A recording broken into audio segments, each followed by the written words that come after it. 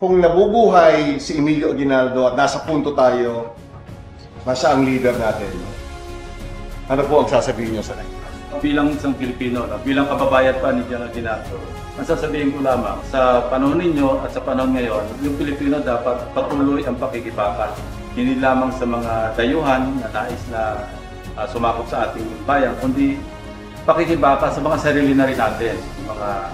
Huwag na sabihin kalaban natin kapwa Pilipino, pero tayo yung sabihin na natin pinakamabigat na kalaban natin, yung sarili natin.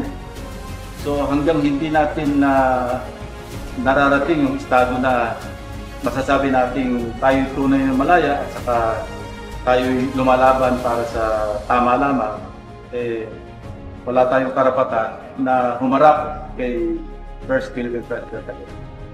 Marahil matutuwa siya sa awitin na sinulat ko yung dakilang lahi.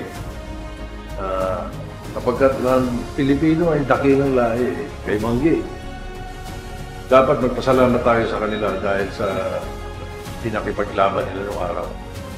Whether nagtagumpay, hindi nabuo ang tagumpay, binaon nila yung foundation ng isang tunay na dakilang lahi, which is the Filipino.